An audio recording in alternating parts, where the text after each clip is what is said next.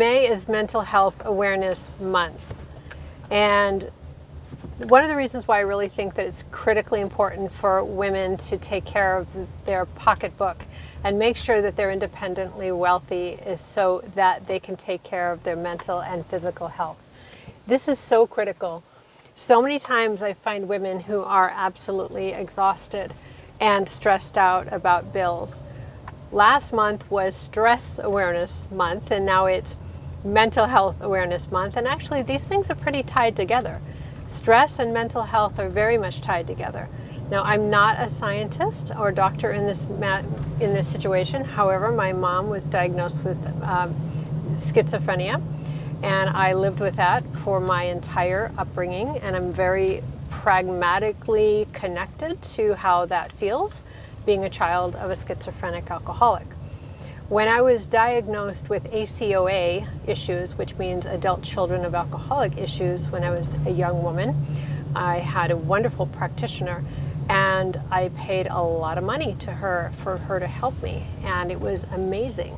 And why could I do that? Because before that, I had been buying apartment buildings, and I had a nice business where I worked 10, 15, maybe 20 hours a week, and I made a full-time, really nice income. And because I was able to do that, I was able to pay for my health. And since doing that, over the years, I've come to realize that it's been extremely critical to keep my mental health clean and clear. What is mental health? What is physical health? It could range from stress and having a cold, physical, mental, to having something much more severe like a terminal or chronic illness or chronic mental illness. They range, there's a full gamut. But at the end of the day, the body and the mind are not at ease. They're at dis-ease. So again, if you are having any mental challenges, here's 3 tips.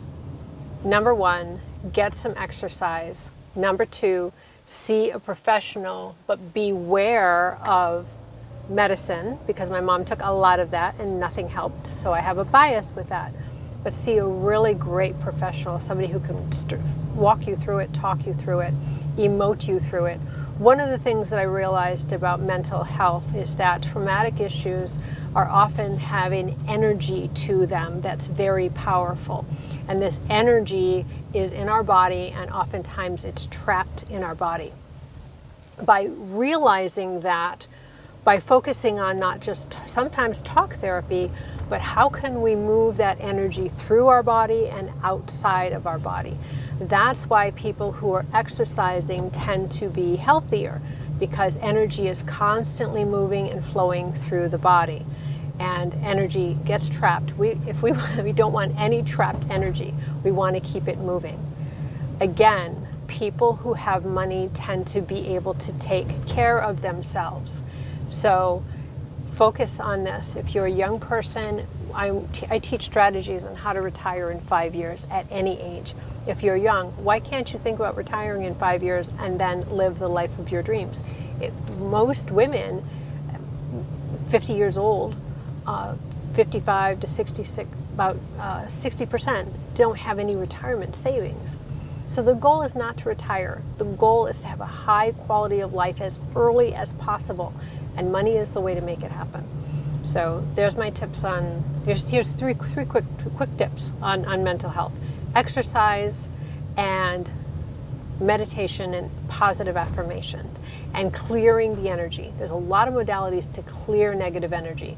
Tony Robbins is very good at that, and I've used his work as well, the Dickens formula and the fire walk, in order to clear negative energy. That's one way. EFT is another one that clears negative energy from the body, and exercise. So anyway, there's your mental health, May mental health awareness tips. This is Ginger Faith from Women's Wealth Network and Golden Canyon Properties.